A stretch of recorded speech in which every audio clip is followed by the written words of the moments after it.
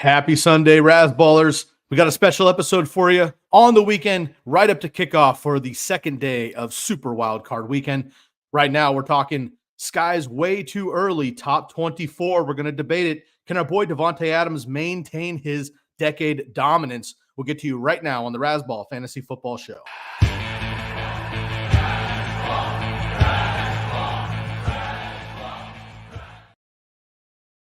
What up, everybody? Welcome back to the program. I am your host, Sky Guasco. You can find me on Twitter at SkyGuasco.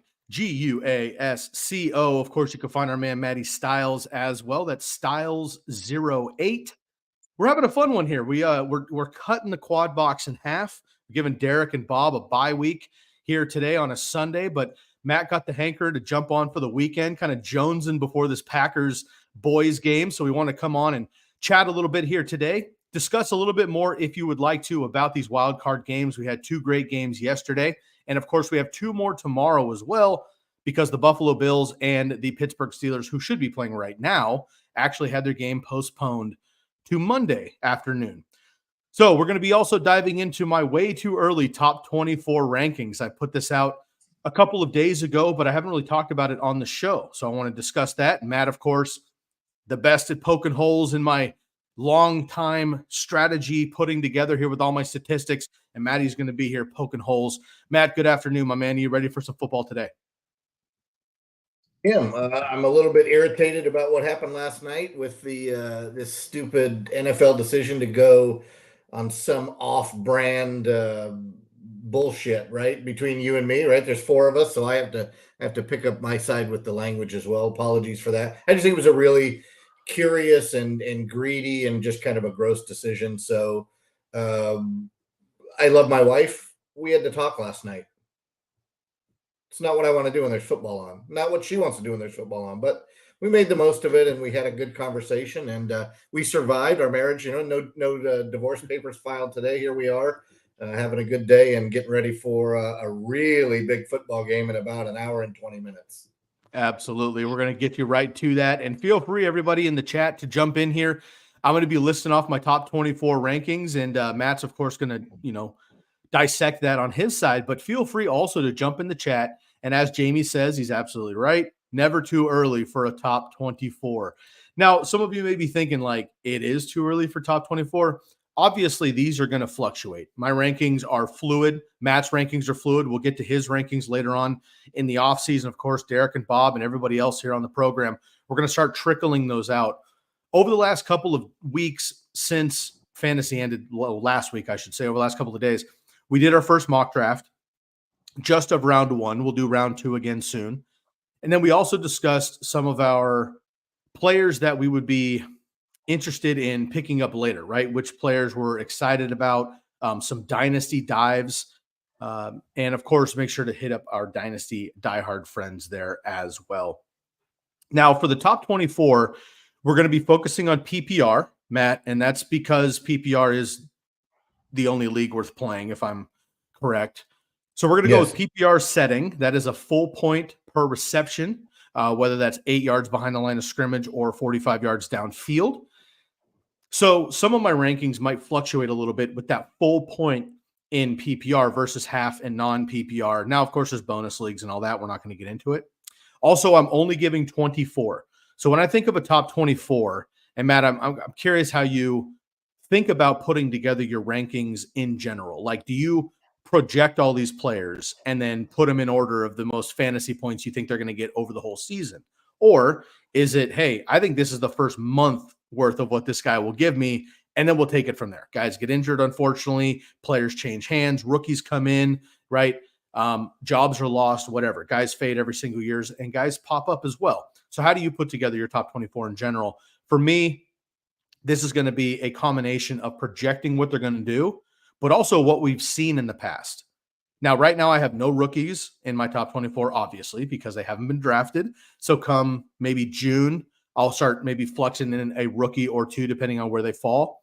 But right now, I have just my top 24. So think of the first round and the second round only. This is about where I've got my guys. And as of I've said numerous times, these will fluctuate through the offseason. So please don't destroy me with some of my picks. Some of these are shots in the dark, and I'm super hopeful they go down this way. Others, I'm just nervous so far about maybe an injury return, a rookie coming up, a teammate, what have you. So we will get after it. Jamie brings up a quick question. Is this dynasty rankings or for 2024? This is for regular season 2024 redraft. So here on the program with me, Derek, Bob, and Matt, generally we're doing redraft content. The dynasty diehards are putting in dynasty work specifically. So make sure you come back on Wednesdays, and those guys are doing your dynasty content. But great call, Jamie. Thank you for putting that up. Matt brings up the not dynasty here. So we're thinking redraft. And again, PPR, this is not super flex. Absolutely. And once again, check out our friends at the Dynasty Diehards right here on this program. You can check them out. You can also check out everything Razzball at Razzball NFL. You can find us on the podcast as well, Razzball Fantasy Football Show, anywhere you listen to your audio. And then, of course, you can like and subscribe right here on the YouTube channel and hit us up individually through the offseason with the handles Sky Guasco and at Matty Stiles. That's Stiles08. All right, Matt, let's get into it. We got a lot to cover today. Yep. We get into our top 24. Before we do that, though, I'm curious how you generally put together a rankings list. Do you do it in like quadrants? Do you do it by position? Do you do it by pie in the sky league winners versus the rest of the guys? How do you generally put together a rankings list on your side? So that's the first demerit for me, because you literally asked that question like 2 minutes ago, and I ranted about something else. So I have to stay on target, right? On task.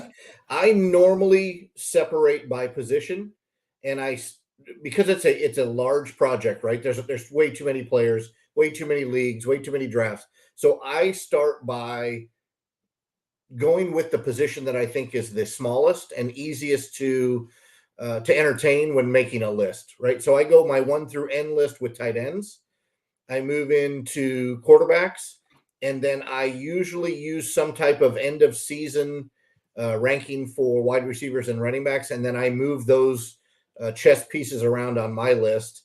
Then I try to mash the 4 of those lists together to make some type of list that I can use moving forward. And like you said, it's going to be fluid. It's going to change. Your list is only your list. Nobody really cares.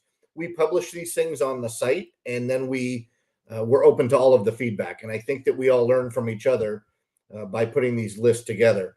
Your list is I wasn't there for it, so this is the first time I'm seeing it. I tried my best to stay away from it so that when we talk today, it would be fresh and it would be something that I would have to act or react on the fly. So again, I go tight end, quarterback, and then the 2 skill position formats. I build on my own, and then I use the off-season information to include the draft, right? The draft is the next time we'll be doing big time adjustments to our list based on the next Bijan, the next Justin Jefferson, whoever we see coming out. So is Marvin Harrison Jr., is he going to be in your top 24? We don't know. What about Caleb Williams, who apparently doesn't want to play for the Browns, and his team has asked for some strange guarantee that the Browns are trading out of that slot? I just think it's crazy. It's the who did this? John Elway, Eli Manning, and Danny Ainge, all 3 pulled this. By the way, shout out to Danny Ainge, 2-sport superstar for the Celtics and Blue Jays. North Eugene High School, by the way, which is literally 3 blocks from my house. We find a way to always wrap it back to the Pacific Northwest. I love that. My daughter just graduated from North Eugene High School, and Danny Ainge has a big, murals and whatever in the basketball court. Pretty cool there. Yeah, I agree. Everybody puts these things together differently, but ultimately we're coming up with what we think is best to deliver it to you, the listener and the viewer. But also we're here to kind of catch each other, right? Like Matt's going to bring up points I haven't thought about, and I might adjust rankings according to that. I'm going to bring up points he may not have thought about. He might adjust his rankings accordingly. And of course, we got to get the rest of our team involved as well. So without any further ado, let's get into it.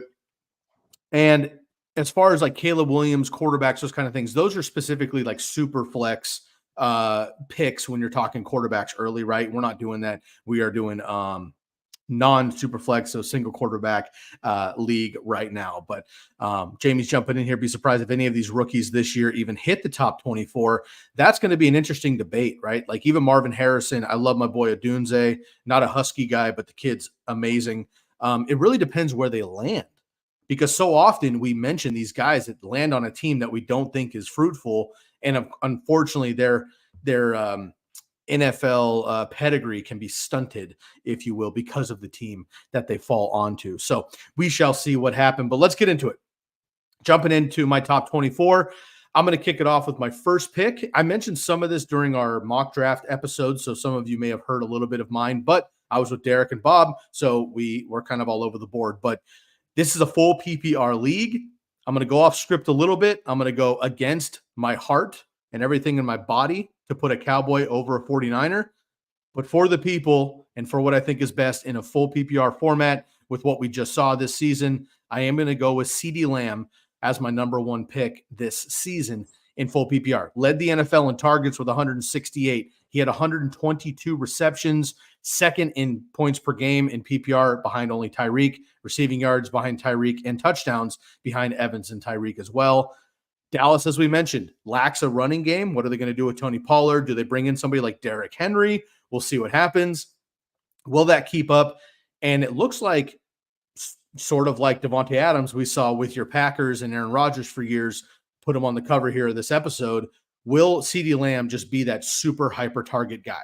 He's going to get 10 targets per game. If that happens, that usually is a game breaker. Love Christian McCaffrey, obviously, but he's going to be 28, which in NFL terms is, old for a running back, although he takes care of his body maybe better than any other running back in the NFL. So right now, I'm going to go with Cee Dee Lamb as my number one.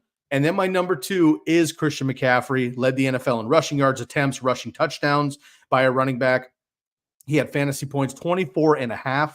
He also had total PPR fantasy points of almost 400, which, Matt, was 123 more fantasy points than the number two running back, which is Travis Etienne, 21 total touchdowns, second in 20-plus yard rushes behind only De'Von Achane, which I thought was incredible, and he was third in targets and receiving yards as well. So you can't go wrong with Christian McCaffrey. Obviously, he's the GOAT as far as fantasy football goes right now, but heading into next year, if I'm on the clock at number one, number two, I might lean toward the wide receiver there with Cee Dee Lamb. Those are my number one, number two. I know Tyreek Hill's kind of in that mix as well, which we'll get to in a second. For you, Matt, do you agree with Cee Dee Lamb at one, CMC at one? Do you have a player I didn't even mention yet? So it's interesting that you have Lamb at one. As I was waiting to sign in, I was just poking around a little bit, and the first name that came to mind was Cee Dee Lamb. And the reason for that, for me, is that I tend to be 1 year early on names that go bananas, right? We joked around about my Baker pick and the fact that I pumped up Puka and Nico and hit on both of them. However, I think that a guy like Cee Dee Lamb, even though he was absolutely phenomenal, it's still 1 year early. 24 is when Cee Dee Lamb will cement himself as the wide receiver one.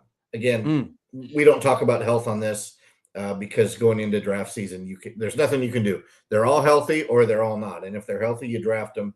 I shied away from McCaffrey going into 23 because I listened to the injury bug, right? He never stays healthy, never plays a full season. Well, he did in 22. He did in 23.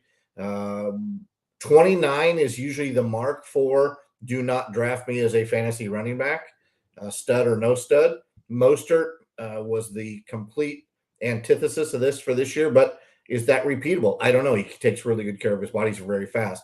If I'm in the 1-2 hole, I'm good with either Lamb or McCaffrey. I'm probably leaning McCaffrey because I sat on him for 2 years. I didn't select him. So I'm good with either one. I'm not a fan of Tyreek Hill, the person, with some stuff that's in his background.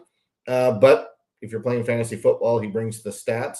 I will tell you in your top five, the guy that I'm probably fading, and I'm going to be one of the very few that does it, is Achane.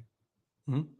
He burst on the scene. He went bananas. He won probably 4 or 5 weeks for people, and then he disappeared. And if you look at what he did last night, part of it was game script. No, it wasn't, because all they were doing was kicking field goals. So he could have been involved more. Mostert looked good in the replays that I saw, but I don't know if Mostert's going to be the lead back or if they're just going to turn it all over to Achane. You need a bell cow back, and I don't know if he's big enough, strong enough to be that guy. And I trust Gibbs over him, and I probably trust Kyren Williams over him. I want to see more from Achane, and I'm certainly not paying a top 5 pick for him. Yeah, fair enough. And again, with that game script, we'll talk about a little bit of the wild card games here on the second half of the episode, kind of debriefing from yesterday, looking into this afternoon and tomorrow. But you're right. Mostert's 31 now. He'll be 32 next season. And the interesting thing about Raheem Mostert is, he's been in the league since 2015, but he doesn't have the wear and tear of a running back who's been in the league for 8 years, right? And he's faster. He's faster, and he's healthy really for the first time in his whole career.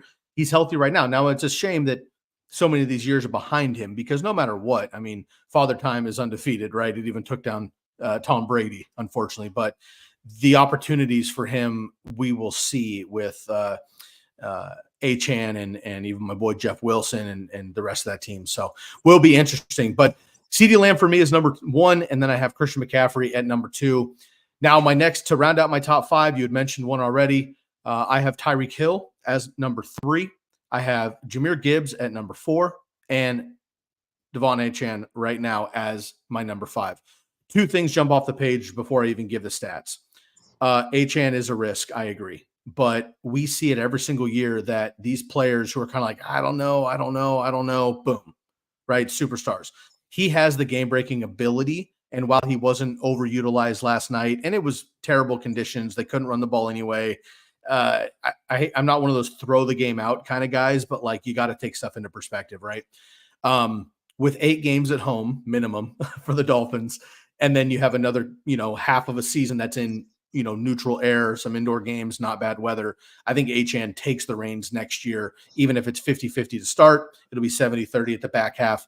And we showed for him, he was basically a top 5 running back per opportunity, even though he had limited work. So I like De'Von Achane, but I have Tyreek Hill and Achane in my top 5. Those are 2 teammates, Matt. That's pretty risky, right? So I'm counting on, not only is Tyreek Hill going to maintain who he is, which I think he will. I mean, speed is speed, but can Achane also be that guy? Now, in points per game and how the season finished this year, that's what happened.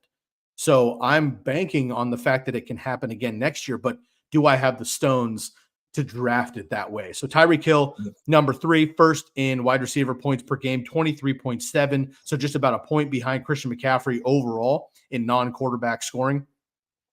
Receiving yards, back-to-back 1,700 yards, Matt. And of course, he probably would have chased down Calvin Johnson for that elusive 2,000, but he missed a game down the stretch there. 12 receiving touchdowns, 56 plays of 20 or more yards, which is absolutely unprecedented. The next player behind him had 14 less at the wide receiver position. And of course, he missed a game. Jahmyr Gibbs, he's my new Alvin Kamara, if you will. I've loved Alvin Kamara on the field, of course, for the last handful of seasons. Jahmyr Gibbs is that new guy for me. 1,200 total yards, 10 touchdowns from week 7 on, when David Montgomery got injured and Gibbs really became that number 1 back. He was a top 3 running back in PPR in 6 of his 10 games, scoring all of his touchdowns, all 10 of his touchdowns in basically a 9-week stretch. So I love that upside there for him. And of course, he's involved in the passing game. And then we just mentioned Achane. This is definitely the most risky I have in my top 10, let alone my top 5. Tied for 3rd with his teammate Raheem Mostert in the 4th most running back points per game.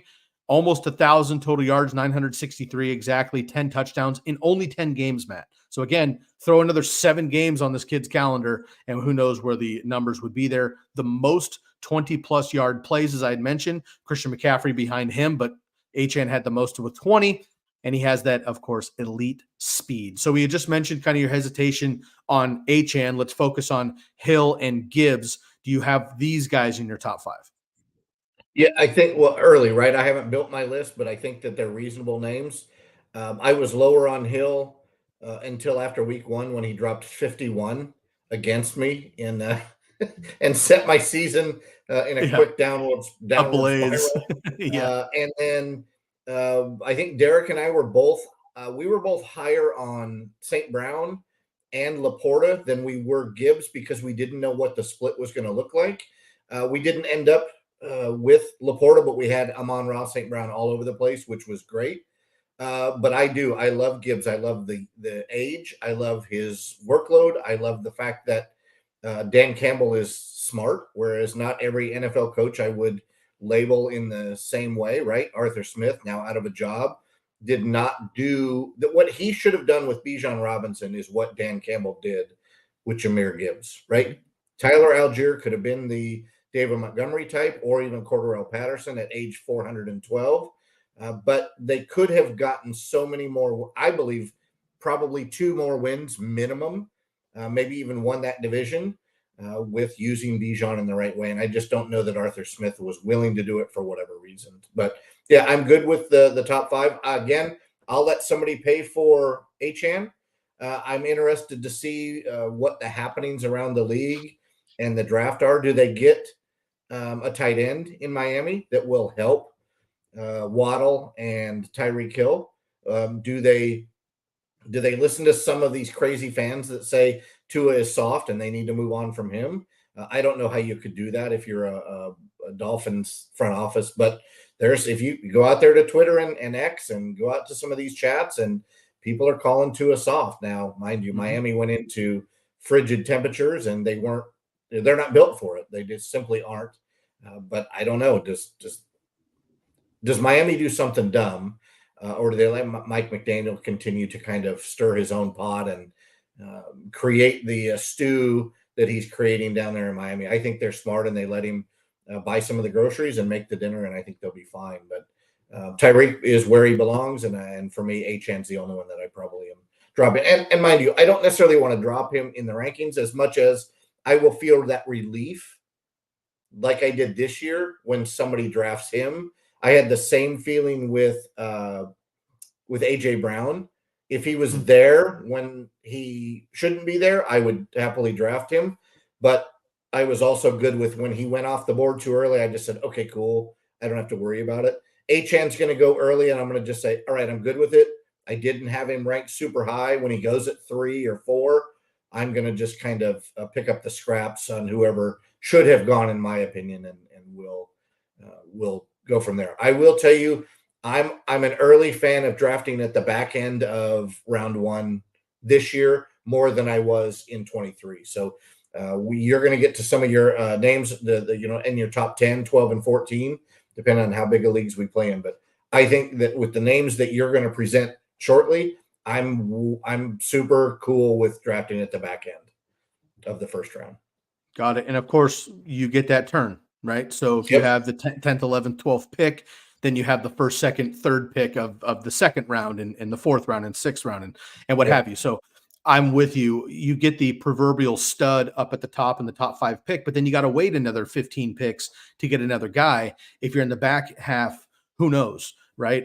Last year it didn't work out because there were some injuries, of course. But last year you could have drafted names back to back, which I did in one league, which was Cooper Kupp and Derrick Henry. Now, didn't work out. They both got injured. They had down seasons for where they're at. But on draft day, having those 2 guys as your number 1 running back and wide receiver, you're looking great. If they did stay healthy, that's league winning right there, just in my top 2 picks. Yeah. But we had a guy in a league that drafted at the turn. He took Cee Dee Lamb and AJ Brown and somehow finished 4th. Yikes. I go back and look at his team, and I don't know if he was one of those that just ran into the team that scored the most every week, right? But yeah, he finished 4th. We beat him in the 3rd and 4th place game. I just don't know with those 2, except the fact that Brown had issues down the stretch, but he should have just run away with the league. Yep, and we'll talk about AJ Brown in a second, but you're right. It was kind of the tale of two halves of a season, if you will. Jamie's right on par here. Last year I drafted a team with Gibbs, already had Kamara, named the team Gibbs is the new Kamara, won the championship. My man, not surprised there, but I just feel like Jahmyr Gibbs has that elusiveness. He looks like him. He's got the dreads, but he also just kind of has that like gliding way of running. I don't know how to explain it, but Alvin Kamara runs differently than everybody else, and I feel like Jahmyr Gibbs does as well. So very excited about him. moving forward. All right, Matt, those are my top 5. So once again, I have Cee Dee Lamb as my number 1, Christian McCaffrey as my second pick, Tyreek Hill, Jahmyr Gibbs, and De'Von Achane right now as my 5th pick overall PPR. Now I'm going to kind of bunch this up a little bit here. And what I'd like to do, I'm going to give you 6 through 10. I'm going to give my case for each player, which, people know these players anyway. I'm kind of just combining and consolidating all the stats for everybody. And then, Matt, what I would like you to do is pick your 2 favorite players from this chunk, 6 through 10. And then maybe a player or 2, if you have them, just say, I can't pull the trigger in the top 10 on this guy, or I'm hesitant on this person because. So give me 2 of your favorite players in this top in this 6 through 10 mix, and then maybe a player you're looking to fade depending on how you feel. But let me break down the next 5 players in a bunch. At number 6 here, I have Kyren Williams. We talked about it a bunch. Bob's got him higher than I do somehow already in the top 5, though. Kyren Williams was second in rushing yards, 14 total touchdowns, and he missed 4 games. So again, when I'm doing my rankings, when I'm doing my recaps on the season, you take the total of what they made, but I always recommend everybody, and Matt, you'd agree, I spend more time focusing on points per game than I do their total. And that seems obvious, but just something to mention. If you miss 3 or 4 games, your total is going to be far less than someone that played those 4 games. But if you are more productive in those 4 games or throughout the season, you're going to have a higher points per game average, which means when you play, you're more effective, right? So Kyren Williams, De'Von Achane, those are guys that are jump off the map. They're not as high in total because they miss games, but they spike in points per game. That's what I'm concerned about, because if they stay healthy, maybe you get that chunk moving forward. So don't forget about that. Kyren Williams, 9 out of his 12 games that he played, so 2/3 of his games, he was, or I should say 3/4 of his games, he was an RB1. No competition yet in the backfield. Of course, we'll see what happens today and through the rest of the playoffs. But let's not forget, folks, before Cam Akers, right, disappeared this year. I know, another sad one. We'll pour him out for a bunch of the homies this offseason. A lot of players not to forget. Last night, as the Browns are obviously getting dominated in the second half, but in the first half, I'm thinking to myself, what would this team do with Nick Chubb healthy? Like, are you kidding me? Everything they did without Nick Chubb. So anyway, we'll pour one out for a bunch of the guys here later this season. But no competition yet for the Rams. And of course, Matt, you mentioned it earlier, draft pending. So important. I expect them to pick up depth, but I don't see them picking up a guy necessarily in front of him. And Sean McVay loves to have that bell cow. So Kyren Williams, number 6 for me overall. Breece Hall, number 7, 23rd in rush attempts, but first in running back targets and yards. That totally surprised me when I was consolidating my stats. I did not expect to see that number jump off the page. First in running back targets, Breece Hall, not Christian McCaffrey, not Jahmyr Gibbs. It was Breece Hall. Second in running back receptions, obviously Aaron Rodgers, hypothetically returning. The offensive line can only go up. They were slotted very high to start. They got injured immediately, and then the team kind of went downhill with Zach Wilson and everybody else. So O-line gets healthy. We'll talk about Davante Adams, but I mentioned it during the mock draft. I think it's a foregone conclusion. He becomes a Jet next season to reunite with Aaron Rodgers. And then, of course, 2 years removed from the injury for Breece Hall. That's going to be huge for him. It's also going to be huge for Javonte Williams if you still believe in him. Breece Hall, number 7. Number 8, Jahmyr Gibbs. Ja'Marr Chase. Ja'Marr Chase, number 8. He is my 3rd wide receiver ahead of Justin Jefferson, who we'll get to in a second. Wide receiver 10 in PPR, 1,200 receiving yards and 7 touchdowns with half a season of Joe Burrow, right? I expect this offense to get back to where they were when Joe Burrow comes back healthy. And I think it's easy for me. He might even be a little bit higher on this list once all that happens. Ja'Marr Chase, number 8. Number 9, A.J. Brown. 6th in points per game, 3rd in receiving yards, but just 7 touchdowns. When you have that much workload and that much opportunity for only 7 touchdowns, you give him double digits with everybody else, he's probably top 5. So I like that upside. We'll see what happens with the tush push. Maybe that changes kind of the Eagles formatting next year around the goal line, what have you. But I like A.J. Brown quite a bit, especially if Jalen Hurts isn't running as much. And then to round out my top 10, Justin Jefferson. This is really easy. Kirk Cousins comes back. He's probably in my top 5. He isn't back yet, so I'm just going with what I have. Matt, you mentioned it earlier. These are fluctuating ranks. Right now, he's in my top 10 out of respect. Top 7 wide receiver over his first 4 games, After that, wide receiver 36 or worse after that throughout the whole season. He had his own injuries, missed a month. Kirk Cousins then leaves halfway through the season with his own injury. We have the rise of Jordan Addison, who I love, but we have TJ Hawkinson maybe out for next season or coming back later because of the ACL tear, and no running game really. Like they're going to have to clean house at running back probably with the Vikings there. So I love Justin Jefferson, but I can't yet put him in that upper echelon because we don't know what's going on at quarterback. And as much as I tongue-in-cheek love my boy Nick Mullins, he's not it. So to round out my 6 through 10, Kyren Williams, Breece Hall, Ja'Marr Chase, A.J. Brown, and Justin Jefferson. Who are your 2 favorite picks in that range, and who's maybe a player you might be fading? For me, Breece Hall, because he showed what he's capable of with a terrible football team, no quarterback to speak of, no offensive game plan that was worthy, right? The real game plan was whatever Nathaniel Hackett had drafted up for Aaron Rodgers, which was kaput after third down of game 1. So they had a plan. The plan went out the window immediately. But Breece Hall down the stretch was a league winner. He was an absolute stud. Like you mentioned, he's going to be a second year removed from the injury. So I like him slightly, probably higher than where you have him. He might switch places with Achane in my list, but I think you can get him at a slight discount because people are going to think the Jets are the Jets, and the Jets have been the Jets. The other guys, I love Ja'Marr Chase. It's hard to fade Justin Jefferson. We don't know what's going to happen at quarterback. Is Kirk Cousins back? Is somebody else back? Who is it going to be? I don't know. So give me Ja'Marr Chase and Breece Hall as my favorites there. And then I would probably fade A.J. Brown. He's getting a little bit into that Antonio Brown, Terrell Owens. I'm more important than the team. Diva, wide receiver, Keyshawn Johnson crap. So I move Detroit Lions number 14 in your programs, number 1 in your heart, Amon-Ra St. Brown. I push him up again. Like I said with Cee Dee Lamb, I was probably one. I think this is the year early on Lamb. I think it's also the year early on Amon-Ra St. Brown. I think they finished 1-2 in 24 at the wide receiver position. You're on mute, buddy. Sorry about that. Puppy's going nuts in the background trying to help everybody out. Totally agree here. So Amon-Ra St. Brown in your top 10. I don't disagree with the fade on A.J. Brown, honestly. I'm doing it right now. I want to see what happens over the next couple of, these games this weekend. But you're right. And I like the Keyshawn Johnson drop. I was a big Bucks fan growing up as a kid. And, of course, the Jets throw me the damn ball. You could throw Ocho Cinco in that mix as well. A.J. Brown is definitely a player that I could fade out of my top 10. We'll see what happens.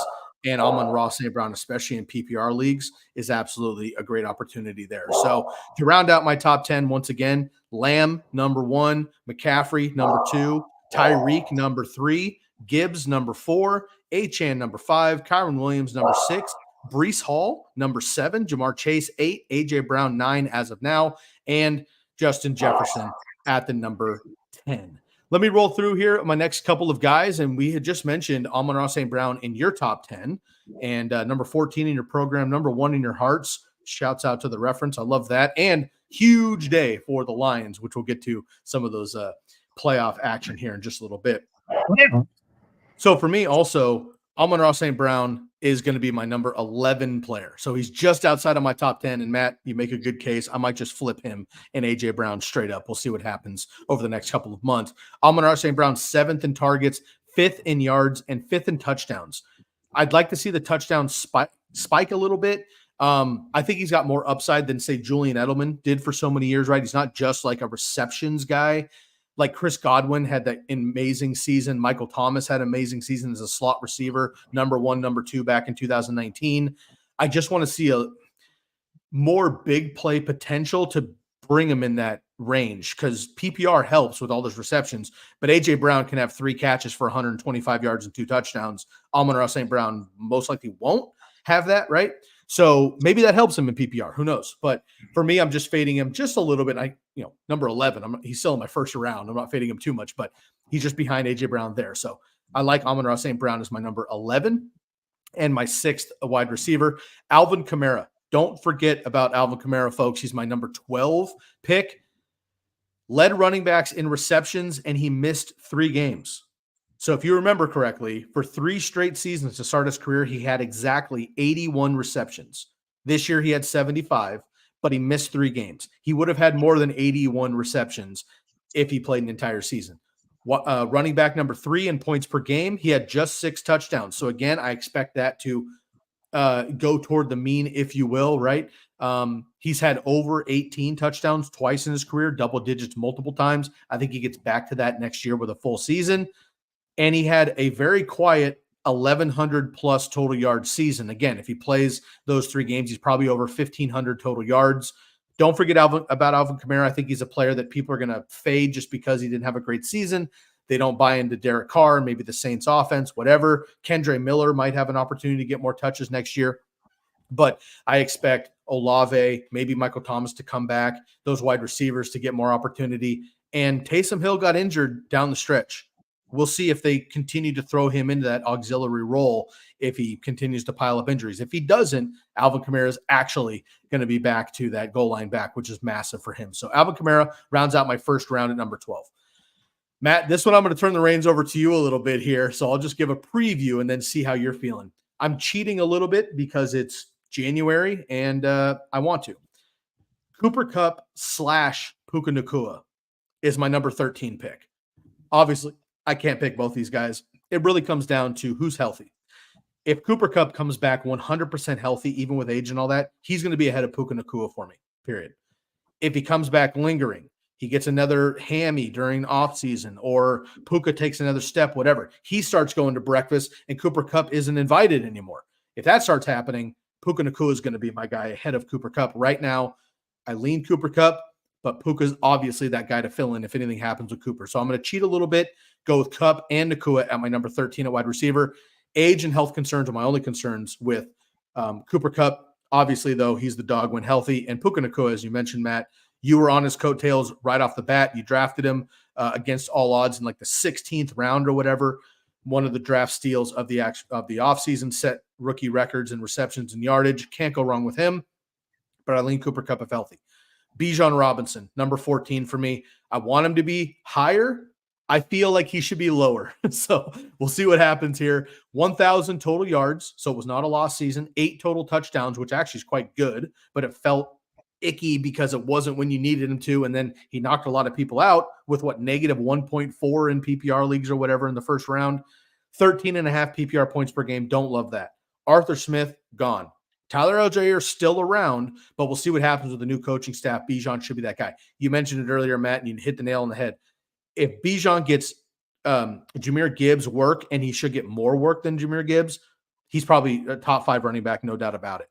I love him. He's great out of the passing game as well. 14 for now, should be higher. We'll see what happens. And then number 15, shouts out to you again, Nico Collins. Number 15 right now, he seems like he should be higher. These guys are on fire. I picked the Browns yesterday because I thought they would be able to shut down this passing game. Guess what?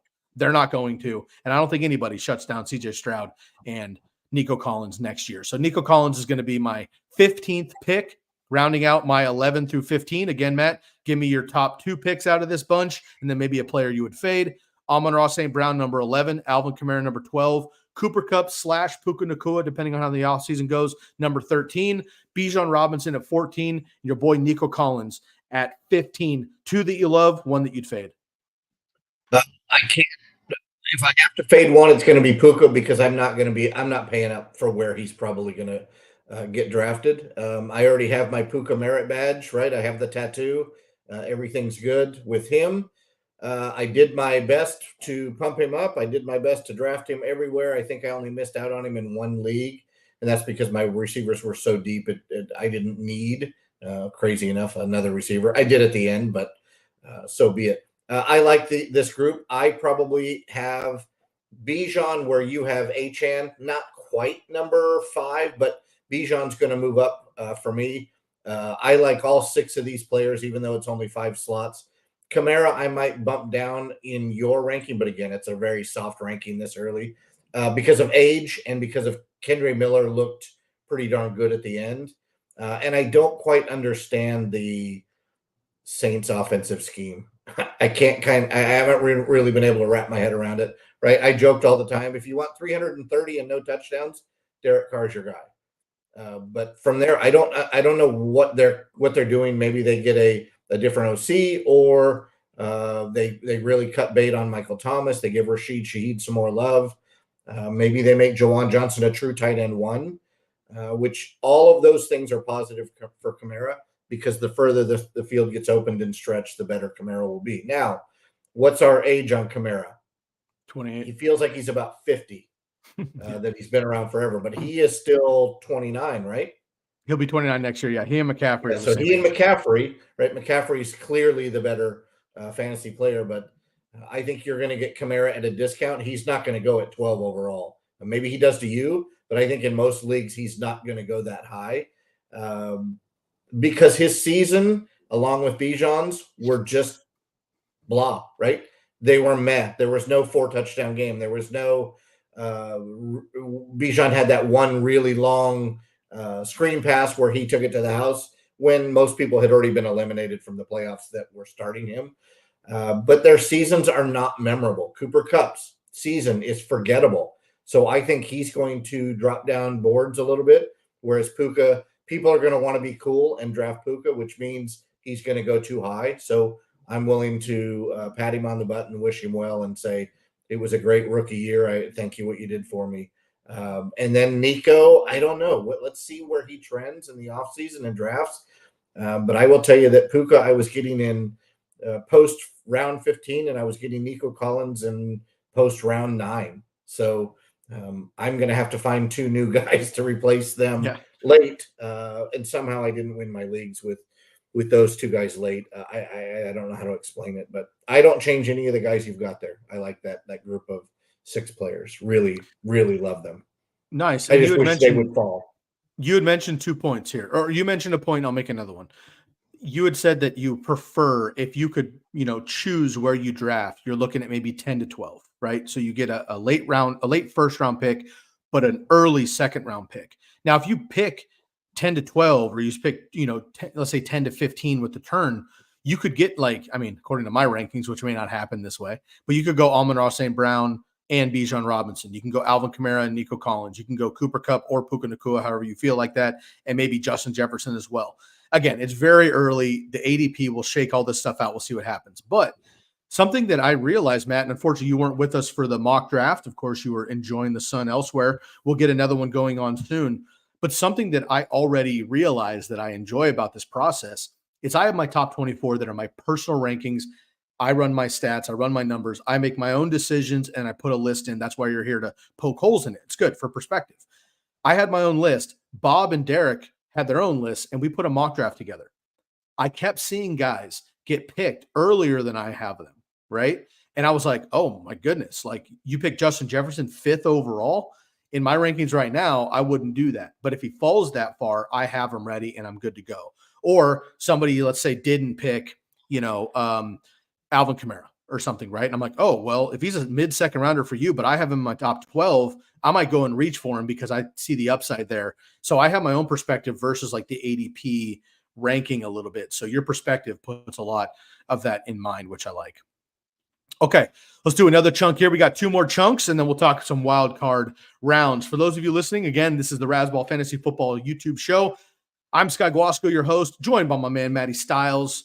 You can find us every single Tuesday with the Quad Box with Derek and Bob. We're just jumping on for some Sunday love. We miss our Sunday live start-sit shows. And we're like, you know what? We don't have a start-sit show, but we still want to talk some ball. So we're jumping on here a couple minutes before kickoff here for Dallas and Green Bay, which we'll get to in just a little bit. And we'll also preview the Rams and Lions for tonight. All right, Matt, 16 through 20. Keenan Allen, wide receiver for the San Diego Football Los Angeles Chargers. This one's real simple. He comes back healthy. My boy Justin Herbert comes back healthy. Austin Eckler isn't Austin Eckler. We'll talk about him another time. Derek is salivating at that conversation, unfortunately. Mike Williams may or may not be back, but coming off of another torn ACL. Josh Palmer's fun, but is he really going to take work away from Keenan Allen when healthy? And then Quentin Johnston just didn't pan out as a first rounder yet. We'll see what happens there. So Keenan Allen, top 5 when healthy, especially in PPR leagues. I got him at 16 right now. I don't think people will draft him as a top 5 wide receiver. He might be a steal in the second round. Keenan Allen. Travis Etienne probably should be higher, but who knows what's going on with Trevor Lawrence and this offense? And do they bring in any more? Does Tank Bigsby take another round this week? What do they do with Calvin Ridley? Do they have Zay Jones come back? Does Christian Kirk come back healthy? Evan Ingram now might be a number 1 tight end. A lot of question marks there in Jacksonville. So I'm going to hold my expectations, but he was 6th in PPR points per game at almost 17, 6th in running back targets, 5th in receptions, just 1 receiving touchdown. So that number's got to fluctuate to the positive there. And then 11 rushing touchdowns on the 4th most carries. So I expect Travis Etienne to have more opportunity, but he's my number 17 back. Then I've got Mike Evans, really comes down to how this playoff run ends up. Baker now looks to be the guy in Tampa, but do they believe that? Do they bring him back? Does Chris Godwin remain that underneath option? And does Mike Evans keep it up? I think that he will. Absolutely dominant, of course, 10 consecutive 1,000-yard receiving years there. Nobody's ever done that, not even the great Jerry Rice. So I'm going to take Mike Evans later. Again, I think he could be a steal in the 2nd round. I drafted him in the 8th last year, Matt, because people were fading him with Baker Mayfield coming in. We said the one thing Baker does well, throw the deep ball. Sure enough, it helped out with Mike Evans. Jonathan Taylor, another running back that could be outside the top 2 rounds. He could be a top 6 running back come draft day. What happens with Zach Moss? What happens with that offensive line? What do they do at quarterback? How does Anthony Richardson come back? Jonathan Taylor and him didn't play much together this year. Michael Pittman, is he still a dominant number 1? A lot of question marks there for the Colts. And then DJ Moore. We all love DJ Moore, but is he going to maintain this with Fields? And then the Bears have 2 top 6 picks.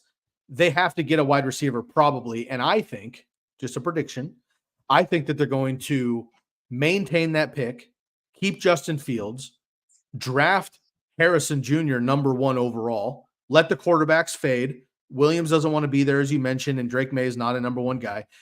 And Caleb Williams isn't number 1 either, but I'll get to my rant on him later on. But DJ Moore, I think, gets competition. He's still the number 1, but Harrison Jr. should be the truth there too. So Fields gets 2 number 1 guys. We'll see what happens with DJ Moore. So dominant, top 5 in opportunity with Fields, but what happens there? So again, Keenan Allen, number 16, Travis Etienne, 17, Mike Evans, 18, Jonathan Taylor, 19, and DJ Moore rounds out my top 20. Give me 2 that you love, 1 that you fade, and then I'll round out my top 24. I was wrong on DJ Moore. Not real happy to admit it because he plays for the Chicago Bears. But I agree with you. I think it's Marvin. If Marvin Harrison declares he's going number 1 to the Bears, and I'm going to blow your mind, they're going to take Brock Bowers with their 2nd pick. Oh my God. So they're going to take a Dunze. I think Bowers is more important because he can block and he's the absolute clear tight end 1. Scary to take a tight end that high, but I really do think he's a game changer. He's a Travis Kelce wide receiver in a tight end body type guy. So I was wrong on Moore. I don't know that I would move him up any higher than you have him, but I like where you do have him now. Keenan Allen, I'm fading because the hamstrings there's not much left, and it's sad to see, but he's maybe a guy that if you're real sneaky and sly, you draft him, you get those first 8 weeks where he balls out, you know what's coming, and you trade him. Ship it, yeah. But it's hard to trade a guy that's putting up those stats through 8 weeks, but maybe that's the ploy. I think Evans will be faded again. I don't know why. It happens every year. I got him in the same range you did, right? 7, 8, 9, 10, all over the place. And he just does what he does every single year. I'm mad at Jonathan Taylor, so I'm not drafting him unless he falls. I'm concerned for that offense. Still no real tight end. The offensive line didn't look great unless they were blocking for Zach Moss. So I don't know what the problem is there. Part of it is Anthony Richardson was the guy. What was it, week 5, I think, as he took his final snaps and then didn't do much from there. He's not a pure passer, but what he does is he makes defenses pay attention. So I like Jonathan Taylor more when Anthony Richardson's back. So for that, I fade Keenan Allen a little bit. I may shake DJ Moore up a little bit. Travis Etienne is scary to draft because I don't know what the Jags are doing with Trevor Lawrence. And again, I don't know why they don't win football games. Why are they always playing in 19-point games? I don't understand it. So he scares me, but he is probably right where he belongs in your rankings. So I'm happy with drafting him. as a running back one, but I tend to lean wide receiver, but we'll see how that shakes out as we get through draft season. I agree. One thing I'm noticing here, looking at this range, and I think it starts with, it even starts with Cooper Kupp and Puka Nacua back at 13. It definitely is the case with Nico Collins at 15, with Tank Dell coming back healthy. But Matt, I think of Keenan Allen, Mike Evans, Jonathan Taylor, DJ Moore. These are competition guys. They're the number ones. But Zach Moss was Jonathan Taylor for the first 3 or 4 weeks, right? It didn't pan out. He got hurt, whatever. I'm not saying he's Jonathan Taylor, but there are other guys around. We'll see what the Bears do with the draft. Chris Godwin's still around. All these young bucks with the Chargers, right? And you mentioned the hammies there. And then Tank Bigsby, who was a lot of draft hype last year, didn't really pan out too much this year, but we'll see what happens. A lot of competition starting to pop up here with these guys. So that differentiator between, mid to late second round versus early second round, back of the first.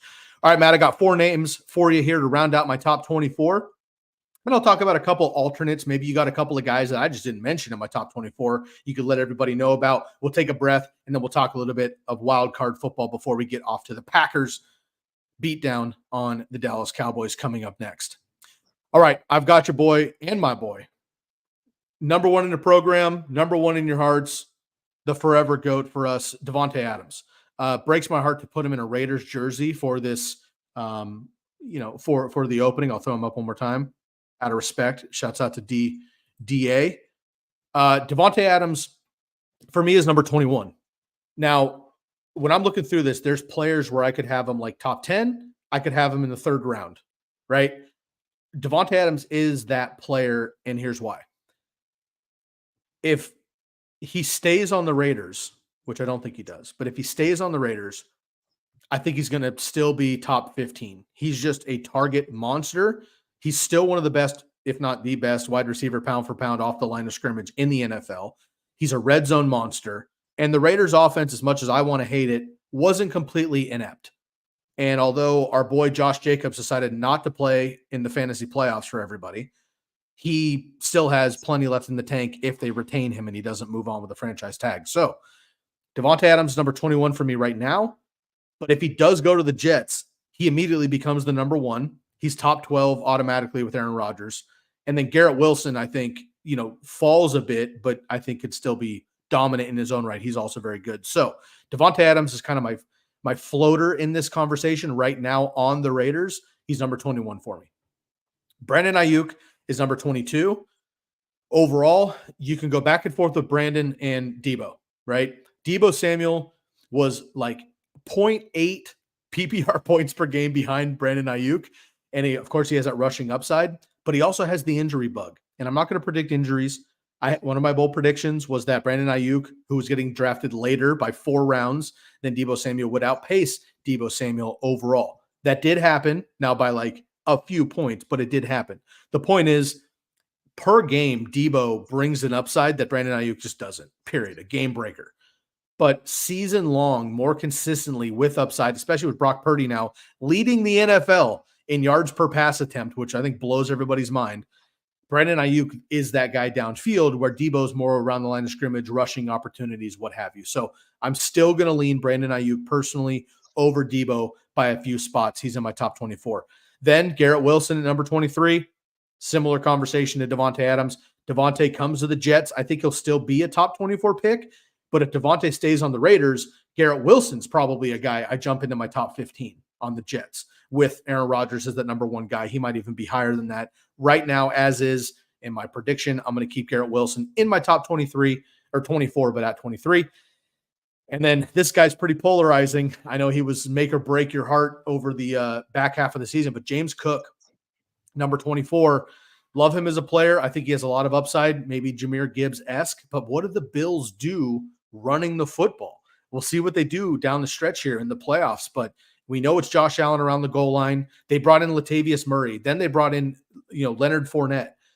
I don't think those guys are going to be on the team next year, but what that tells me is they don't want or believe in James Cook as the goal line back behind Josh Allen and 2 other veterans that are much bigger and stronger in the goal line. So that bothers me a little bit.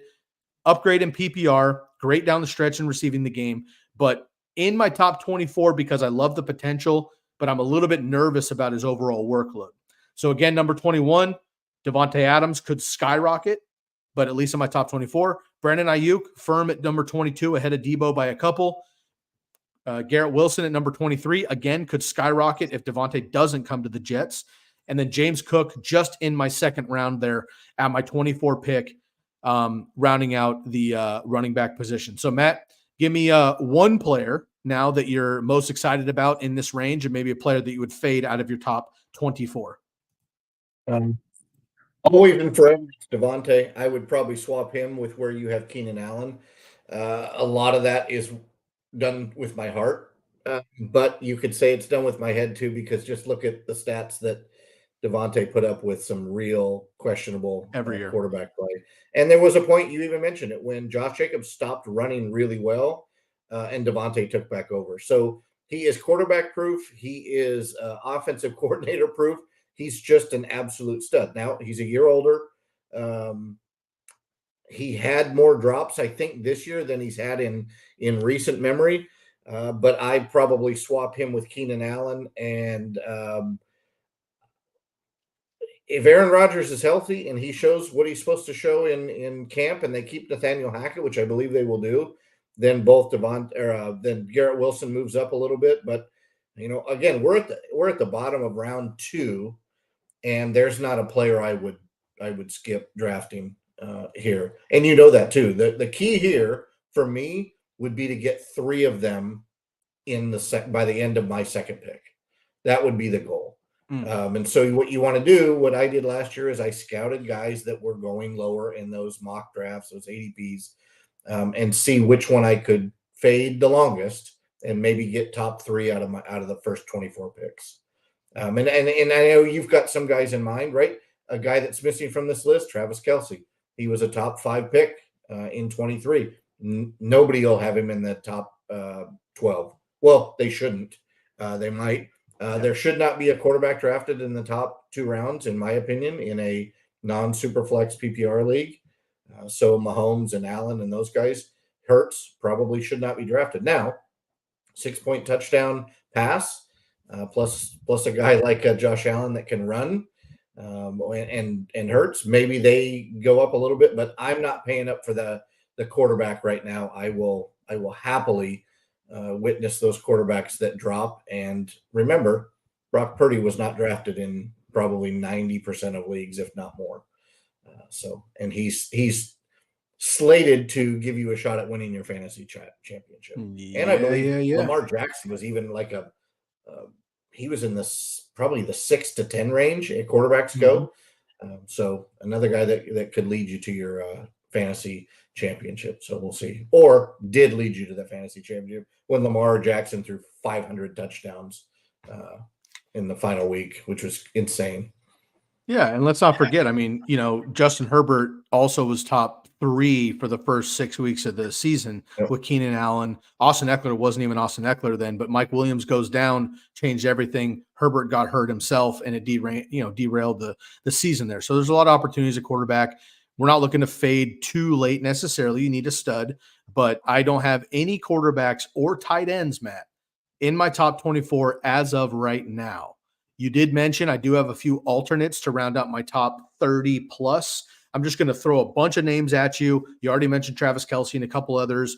Maybe I'm going to throw a bunch of names at you, see if there's anybody else that I didn't mention that you might have in your top 24 discussion. And again, we're talking January. Let's be realistic. We have the draft to come. We have free agency, all that kind of stuff. But for right now in the top 24. Now, Mark Andrews might even play tomorrow. If he plays and he's healthy, he probably is in my top 24. Although Isaiah Likely really made a case for himself down the stretch as well. So Mark Andrews, Sam Laporta coming back off an injury as well. We'll see what happens with him. And then Travis Kelce. So those are my top 3 tight ends heading in. Now, the one that I don't think people are going to put in their top 3, but ended up as the second tight end, believe it or not, is Evan Ingram. And it really depends on what they do in Jacksonville. So he's not in my top 3 right now, but we'll see what happens in the offseason. But Evan Ingram is a sleeper to creep into my top 24 if Andrews, Laporta, Hawkinson, these guys aren't healthy and we don't believe in Travis Kelce next year as a top 24 pick. So keep an eye on Ingram. Then for my quarterback, the only quarterback I'm really considering in my top 24 is Josh Allen. he's either 1 or 2 for the last 5 years. There's nothing you can do about that, right? Everyone else has question marks. Josh Allen doesn't.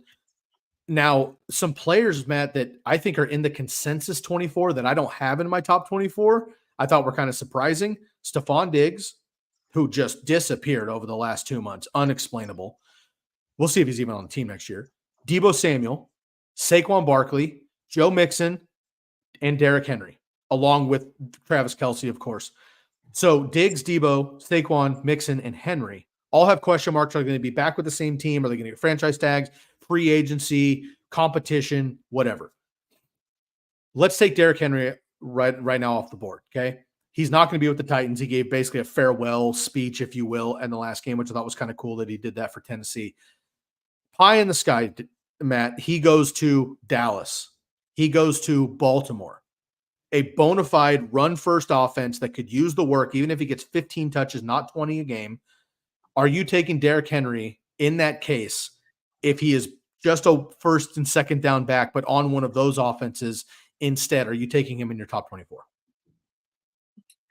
Maybe. I know that's a cop-out answer, but if he goes to Philly, Dallas, or Baltimore, he has to be in your top 24. Because I don't think age really matters with him. I think the fact that Tennessee was terrible is what mattered for him. He still had a couple big games, but the key is they have to have an offense that moves, has enough motion, has enough mobility on the offensive line where he can get ahead of steam. If you listen to the announcers all the time, if you can stop Derrick Henry before he gets moving forward, you have a chance at stopping Derrick Henry. So they have to have enough wide receivers, enough tight ends, enough offensive line movement, pre-snap movement, pulling guards, whatever it may be, so that the defense cannot just key on that one player. And Ryan Tannehill wasn't the answer. DeAndre Hopkins wasn't the answer. He was just right. They were shooting fish in a barrel with Derrick Henry. So they were all selling out to stop him. And when they could get to the backfield, it was over. So Tennessee needs, or whoever has him has to have a good offensive line. Philly, Dallas, both have good offensive lines. Baltimore as well. He's not going to go to Cleveland, who has a really good offensive line because they've got Nick Chubb coming back. So, I think if he goes to one of those teams that makes a lot of sense, I can see moving him up the list a little bit as well. And I'm with you on the tight end. I dig it. Any problem? Shout out McCann. Laporta was great, and Andrews is better. I agree. And it just comes back down to health with those guys. Any problems with Diggs, Deebo, Saquon, and Mixon outside of the top 24? I don't think you need to pay up for Mixon. So I think you can let him slip to the third or fourth because he's just boring. But he does what he does every year. So he's going to get 12 to 1,500 yards and 10 touchdowns. So, but you don't have to pay up for it. So if he's there, let's say I go wide receiver, and I need my running back one, and any one of those three, Saquon, Mixon, or Henry is there in the third, I'm happy to take a shot at any of the three. Again, depending on where Henry lands. If Henry lands in a shitty offense, probably not. I'd rather have a guy like Kenneth Walker the third. There you go. And another name, right? Austin Eckler, like just bona fide top 5-6 pick. He's not in my top 24. He's not in my top 30 right now. We'll see what happens. Hopefully he was just a bit injured. He had a foot injury all season long. Hopefully he comes back healthy. He works out like a machine. The dude's only 5'9", but he's a brick. So hopefully he comes back healthy. We'll see what happens, but a little concerned there. All right. One more time, Matt, I'm just going to throw a ton of names at you. Then we're going to get to some wild card conversation. While we turn the page here, folks, let me know if you have any names that we didn't throw in the top 24, top 30 that you're interested in. And also, let's start previewing and get back to these wild card games. I want to know your top takeaway from the two games yesterday and the thing you're looking forward to seeing the most of our two matchups today and the two coming up tomorrow. Again, my top 24 quickly. 1, Lamb. 2, McCaffrey. 3, Tyreek. 4, Gibbs. 5, Achane. 6, Kyren. 7, Breece. 8, Jahmyr. 9, A.J. Brown. 10, Jefferson. 11, Amon-Ra St. Brown. 12, Kamara. 13, Kupp or Puka Nacua. We'll see what happens. 14, Bijan. 15, Nico. 16, Keenan. 17, Etienne. 18, Mike Evans. 19, JT, Jonathan Taylor. 20, DJ Moore. 21, Davante Adams as of now. 22, Aiyuk. 23, Garrett Wilson as of now. 24, James Cook. A few players on the outside looking in, Kelsey, Andrews, Laporta, and maybe Hawkinson, depending on what he looks like, and Evan Ingram potentially as my tight ends, Josh Allen, maybe Hurts as my quarterbacks, and then Diggs, Debo, Saquon, and Mixon, my running backs and wide receivers. Matt, any final thoughts on the top 24-30 discussion before we get into some wild card discussion? Well, we'll be talking about this stuff all through the offseason. Everything is in front of the pay window. There's very few things that Razzball is going to charge you, mainly baseball, which is ramping up. A lot of Rudy's stuff is out there now, and it will be updated. So if you're a baseball guy too, go out and check out the baseball stuff. And if you want to pay up for that, do that. It's all good stuff. But the football side, we don't have a lot of pay products. Most of our stuff is in front of the pay window. And basically what we do is we will talk you through what you want to talk through. We're here every Tuesday and Sunday during the season. So come in, drop your start-sit questions, your waiver wire questions, and we will do our best to help you. So stick with Razzball NFL through the offseason, just like Jamie's doing. Daniel, Savajay, a lot of our other folks that come in and out. And we'll be here. And if you find us on X, what used to be Twitter, send us your questions there. We're working the whole offseason and we'll answer them there. We post articles every week. Even if you're not addressing that individual article, just throw something else out there and we're happy to answer it for you. Absolutely. Appreciate that. Matt, we got about 15 minutes before kickoff here in the frozen tundra of Dallas. So let's quickly just kind of recap. I'll just take a sentence or two from you on each of these games. We've already previewed, right? You and me and Derek and Bob gave our picks. We already did that last episode. People can recap and keep us up to date. Of course, we'll recap those and move forward on the Quad Box on Tuesday. Make sure to check us out there, 6 p.m. Pacific time, 9 p.m. Eastern on Tuesday evening for another Quad Box episode. Quick recap. What was the number one thing you took away from the Texans beatdown on the Brownies? 45-14. CJ Stroud gets his first NFL playoff performance and victory. Shout out to my boy D'Amico Ryans as well. And unfortunately, Flacco and the Browns, great season, but came up short. 45-14. What's the number one thing you took away in that game? Health being a factor, Nico and Stroud could turn into Goff and Amon-Ra St. Brown from 2023. Maybe even more. I mean, bigger play possibility. Yeah. And folks, remember this, they're an indoor team. And they play the Colts, right? Who are also an indoor team, which we love that. So a lot of their games every single season, at least 9 every year, are going to be inside there for the Texans. Chiefs, Dolphins. We talked about it. Tua being soft, whatever. Dude, look, the kid's, Samoan, Hawaiian kid, played at Alabama. He doesn't play in this kind of weather. I get it. And actually didn't play terrible. That defense for the Chiefs is good. The offense is fine. And Mahomes is Mahomes at home. It is what it is. The Chiefs get the win, 26-7. It was much closer in the first half. Dolphins, great season, came up short. If they host a playoff game next season, Matt, look out. This team's legit. Mike McDaniel is building something special in Miami, I think. Great running game, great passing game. Just couldn't do it in the elements against the defending champs. Chiefs 26, Dolphins 7. Number one takeaway in this game. The Chiefs don't have what it takes at wide receiver to move on. They have a legit stud in Rashee Rice, but if the defense that they face does what they're supposed to do and takes that player away, I don't think they can win with Pacheco alone.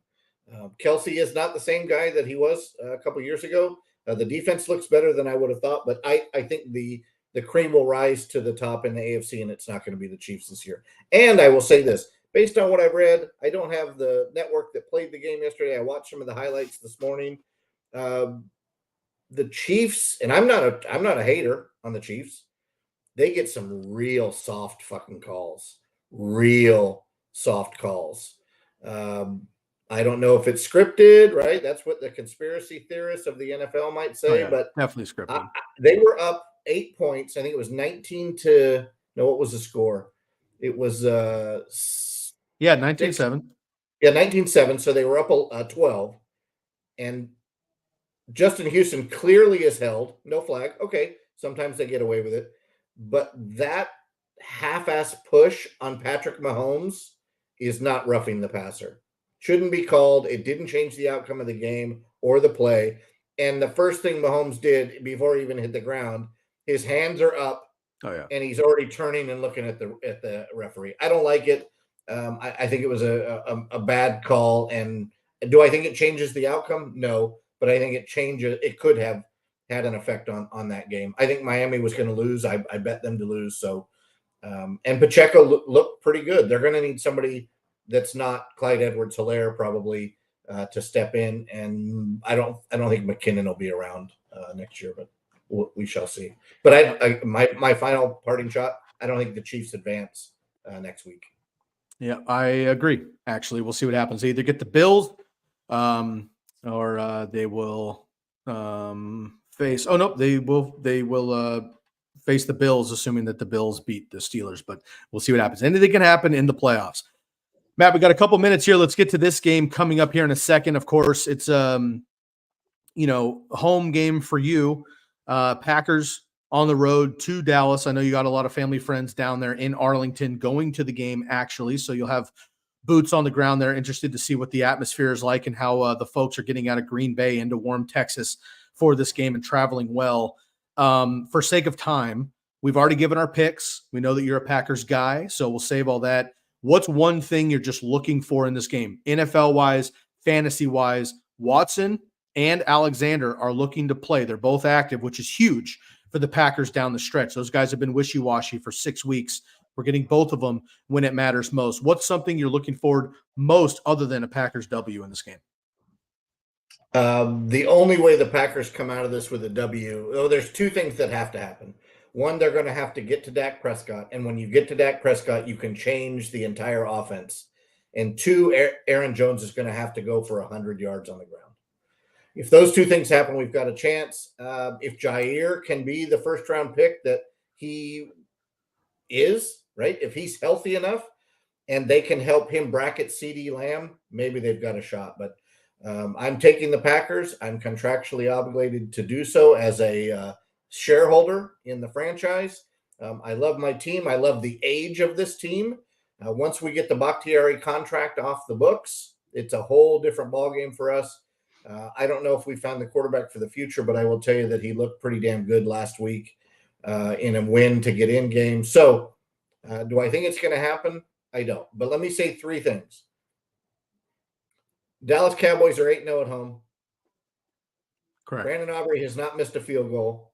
That's true. And I've received more texts and phone calls in the last 4 hours from people that I haven't heard from in a long time. So I hope that we've gone jinx, and jinx. And like I told everybody, call me when the game's over. We'll talk then.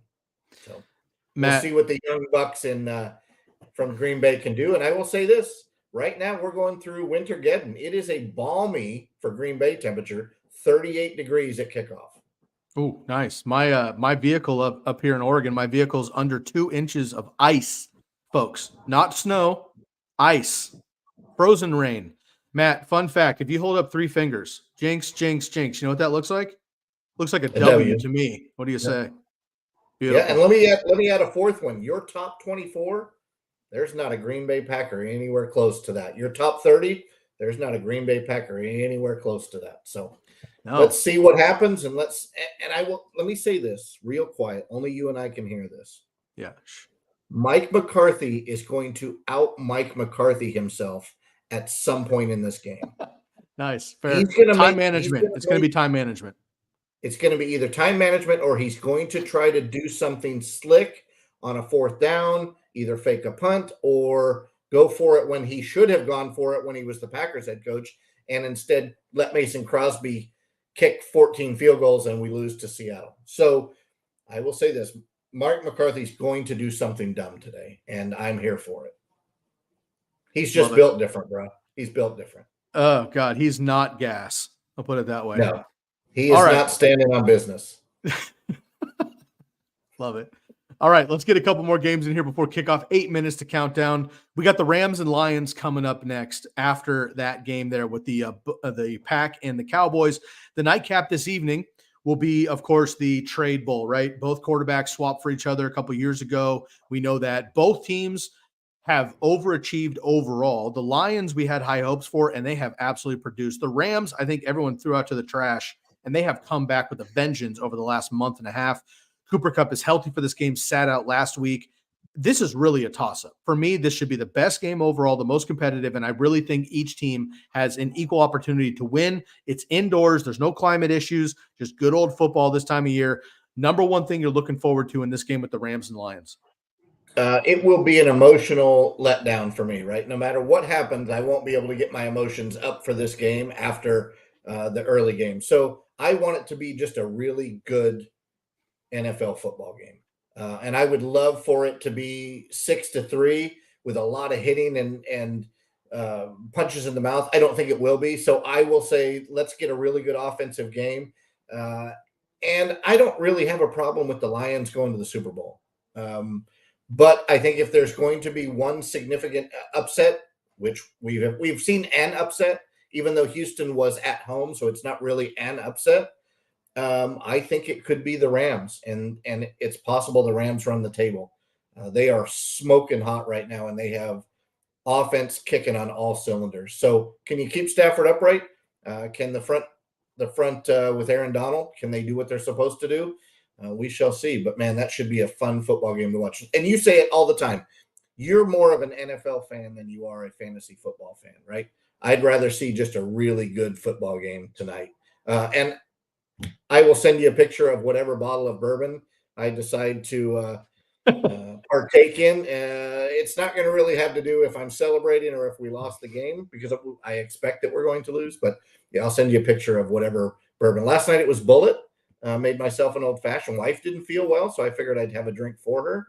And it did well. It warmed the belly in the cold temperature, and I slept like a baby. So good. We'll see what happens this evening. But I think it's going to be – I hope it's as good a football game as what I envision it to be.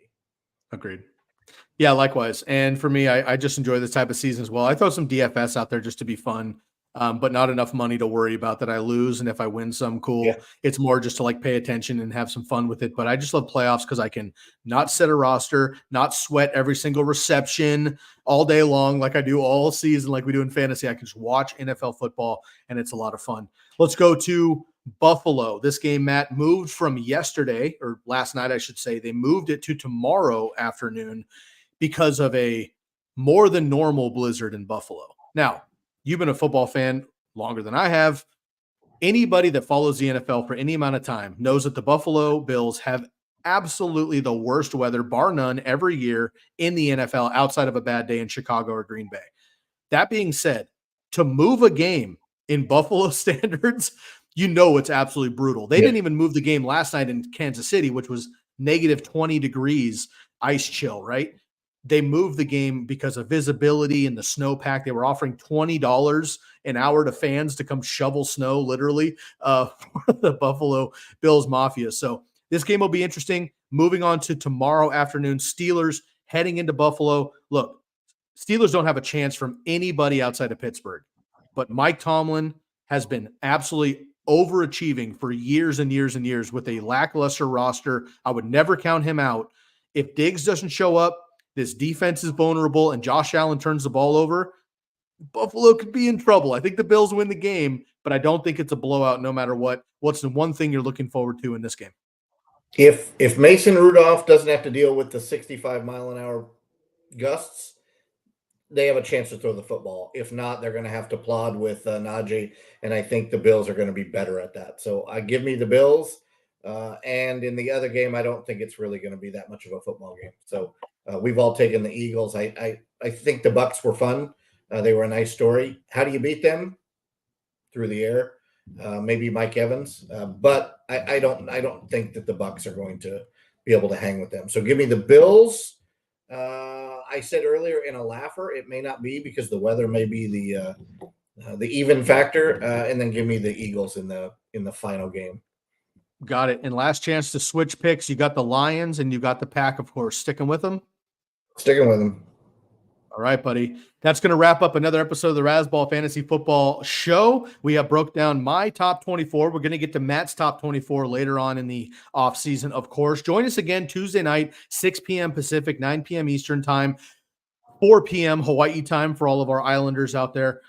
Make sure you check out the Quad Box on Tuesday. Follow all of us on Instagram, on Twitter, on Facebook page, and now we have the podcast as well, the Razzball Fantasy Football Show, at Stiles08, at Sky Guasco, at Razzball NFL. We'll catch you next time on the Razzball Fantasy Football Show. I want to shout out to all of our good friends chiming in again. Bless up to Jamie.